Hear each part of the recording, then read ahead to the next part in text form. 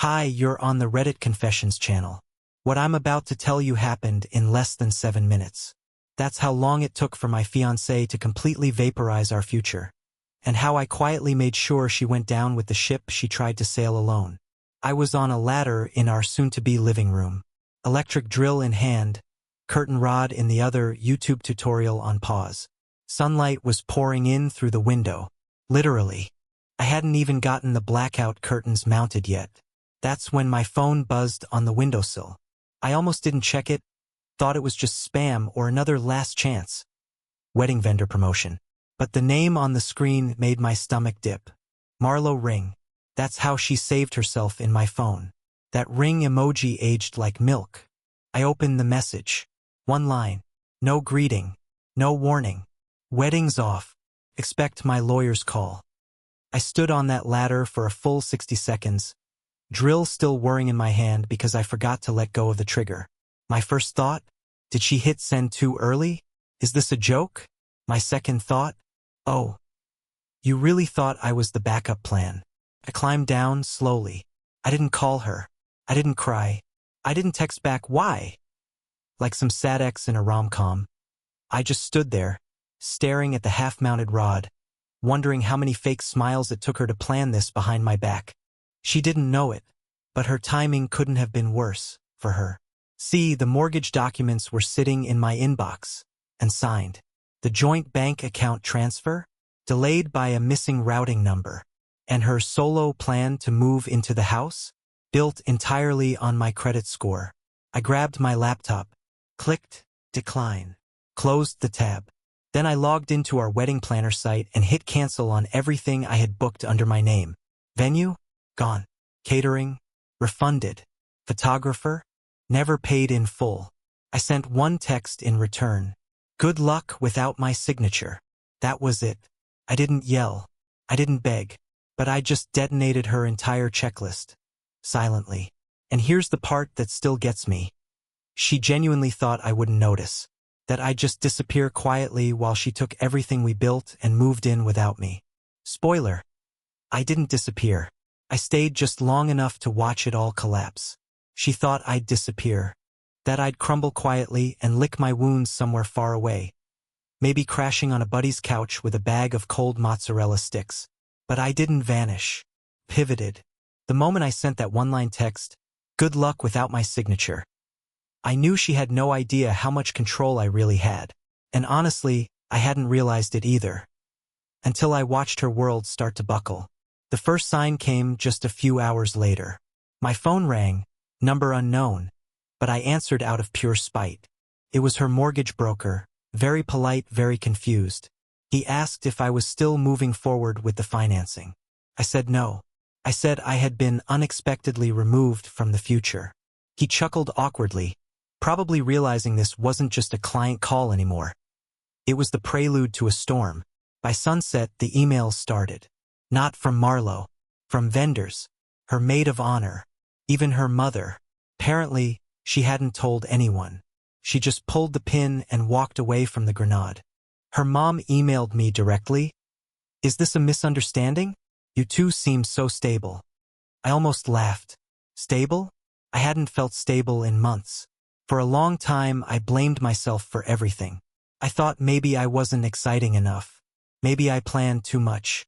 Maybe I cared too deeply about curtains and not enough about being some wild, spontaneous Instagram fiancé. But now that the shock wore off, I saw things clearly. She wasn't leaving because she had to. She was leaving because she thought she could. Because she believed I'd stay quiet and let her walk away with the house, the narrative, and the sympathy. She wanted me to look like the broken one. But the truth was I had receipts. I had every email, every voice memo, I need you to co-sign this conversation. I hadn't deleted a thing. I hadn't even realized how much power I held. Until she walked away and tried to keep the castle we both built on my foundation. So I started documenting everything. Quietly. Precisely. Because if she wanted lawyers involved, then fine, let's bring them in. But she'd better be ready for what they'd find. 2 days later, I got the knock I knew was coming. Not from her. From a courier. A thick envelope, embossed with her attorney's name like it was some kind of luxury brand. Inside, a letter outlining her intent to proceed with division of assets. The tone was cold, clinical, as if we hadn't spent 2 years planning a life together, folding laundry side by side and dreaming up dog names for pets we never got to have. She wanted the house. Full stop. Her lawyer claimed she had contributed the majority of the down payment, had coordinated all the renovations, and therefore was entitled to retain the property. They were banking on one thing: silence. Mine. They assumed I'd panic, cave, maybe try to negotiate from a place of guilt or confusion. But I wasn't confused. Not anymore. I called my own attorney the same afternoon. Not someone fancy, just a calm, sharp guy named Darnell I found through a friend in IT. He read through the letter, looked at the timelines, and then asked me a single question. "Did you sign the final mortgage agreement?" I shook my head. Not a single page. He smiled like a man who just saw an open goalpost. "Then this house is made of paper, and they're trying to live in it." The next few days were strangely calm. I went back to work, shelved books, restocked supplies, and pretended like I wasn't watching a slow-motion disaster unfold. I didn't respond to her messages, which started coming in rapid fire. First cold, then confused, then borderline panicked. "Why are you being like this?" she wrote. "I just need you to finish the paperwork. We can deal with everything else later." But I didn't reply. I didn't need to. The house deal collapsed within 72 hours of my withdrawal. Her realtor texted me by mistake, thinking I was still part of the process. "She's freaking out. Bank's pulling out. You might want to check in on her." I didn't. Instead, I forwarded the mistaken text to Darnell. He just wrote back, "Let them keep talking." Marlo thought she could control the story, but she forgot one thing. When you burn a bridge mid-crossing, you're the one left stranded. By the end of that week, I started noticing something odd. People in our shared circle, mutual friends, coworkers, even Marlo's yoga instructor, began reaching out to me. Not her. Me. The guy who was supposedly unstable, emotionally unavailable, or whatever other labels her lawyer wanted to use to justify her disappearing act.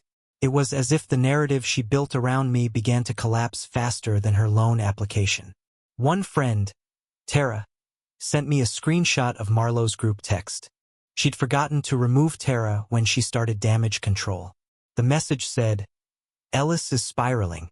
He pulled out of the house deal out of spite. I tried to end things kindly, but he's trying to ruin my life." I stared at that sentence for a long time. It wasn't just a lie. It was strategic. She wasn't panicking. She was trying to flip the script. I was supposed to be the villain now, the unstable ex-fiancée who wouldn't let go. I didn't respond publicly. No long posts. No passive-aggressive likes. Instead, I printed every email thread we had, including the ones where she pushed me to sign documents without a full understanding. I even had voice notes saved from nights when she rambled about how the house would be, technically in both our names, but really hers. Darnell called it soft coercion. I called it something else, intent. Then came the boiling point. She showed up outside my building one night, no warning. No apology. Just Marlo in designer flats holding a manila folder and a look that could cut glass. She didn't scream. She didn't cry. She just said, "Do you really think this is going to end well for you?" I didn't let her in. I didn't touch the folder. I just looked at her and said, "It already has. For me." Her face shifted. It was the first crack in the porcelain. She wasn't used to me having leverage. She wasn't used to anyone calling her bluff. And for the first time, I saw it clearly. She wasn't in control anymore. She turned around, marched down the stairs, and left the folder behind like it was a bomb she hoped I'd accidentally open. But I didn't open it. I handed it straight to my lawyer. And that's when we discovered what she was hiding. I didn't even want to touch the folder. It sat on my kitchen counter all night like a ticking presence, humming with unresolved energy. I stared at it while microwaving leftovers, brushing my teeth, pacing from room to room like my apartment suddenly had secrets of its own. But I didn't open it. I knew better. So the next morning, I handed it to Darnell, still sealed, still hot with whatever stunt she was hoping to pull. He opened it while sipping lukewarm coffee in his office. No reaction at first, just quiet page flipping. Then a raised eyebrow. Then a laugh. Not a big one. Just that sharp exhale lawyers do when someone makes a dumb mistake on expensive paper. "She's sloppy," he said, tapping one of the documents. "Real sloppy."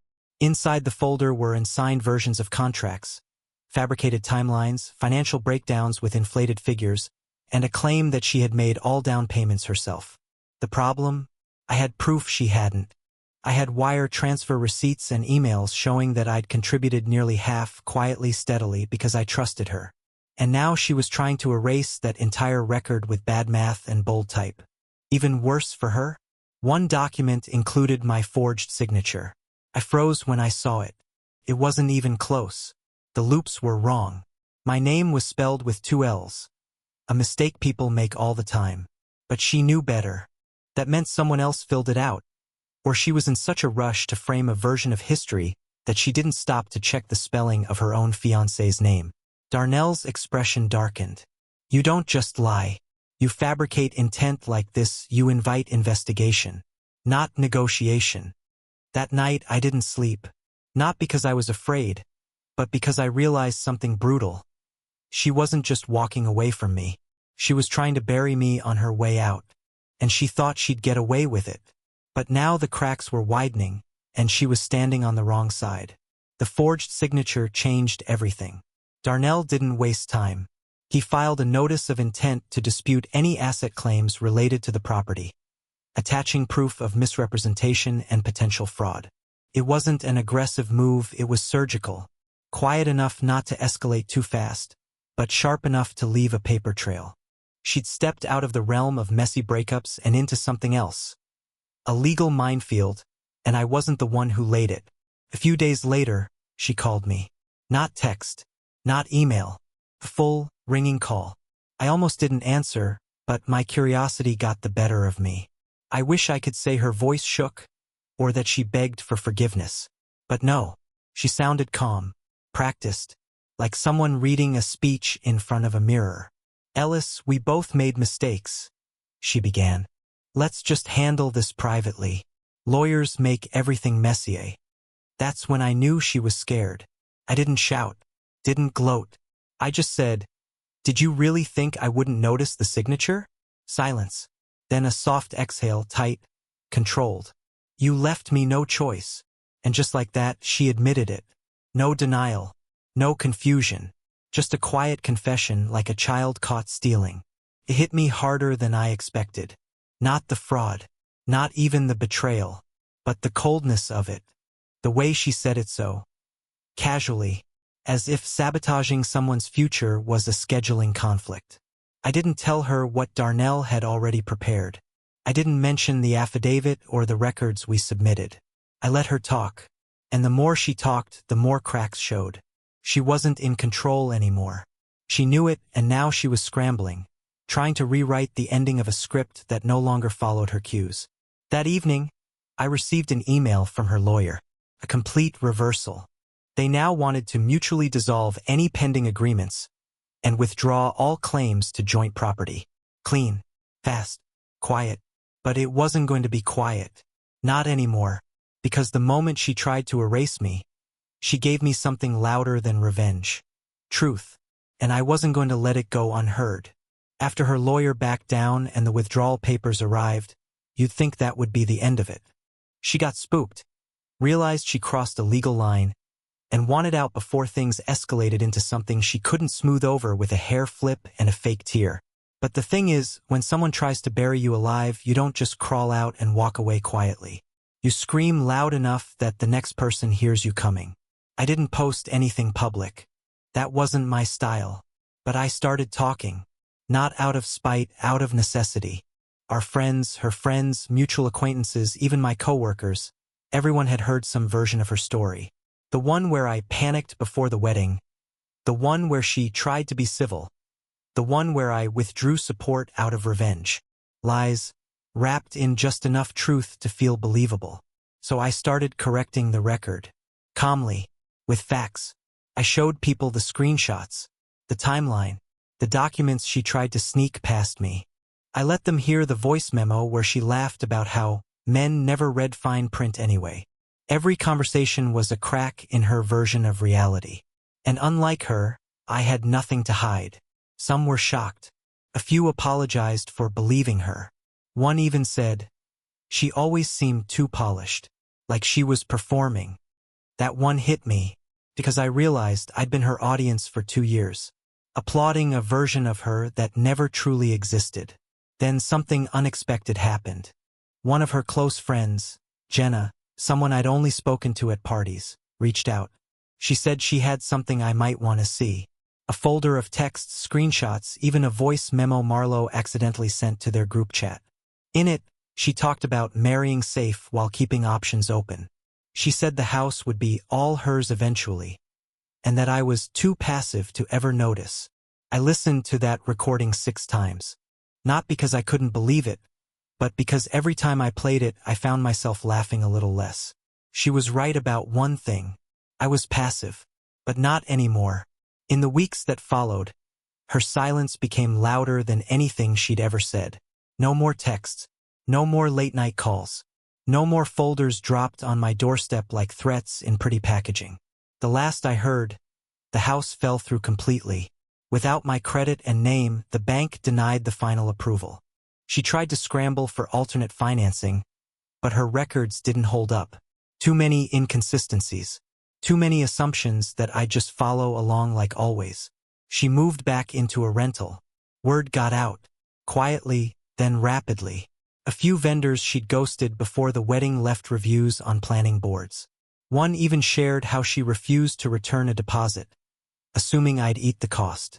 Turns out, when you burn people while smiling, eventually someone starts handing out matches of their own. As for me, I didn't collapse. I didn't disappear. I started over, but not with bitterness. With freedom. I took the money I'd saved for our honeymoon and booked a solo trip instead. Vermont. Winter. A little cabin near the edge of a frozen lake. The kind of place I used to talk about before I got swept into her version of the future. And for the first time in what felt like years, I slept through the night. No spreadsheets. No countdowns. No pretending. I'm not going to pretend I wasn't hurt. I was. Still am sometimes. But I also know now that losing her wasn't the tragedy I thought it would be. It was a release. From a script I never wrote. From a wedding that was never about us. From a house built on signatures and silence. Now I live smaller, quieter, but on my own terms. And when people ask what happened to Marlo, I just say, she underestimated the wrong guy. Thanks for listening. This has been Reddit Confessions. If you made it this far, let me ask you, what moment from this story hit you the hardest? Was it the forged signature? The group chat betrayal? Or the call when she finally admitted it? Let us know in the comments. And don't forget to subscribe for more real stories like this one.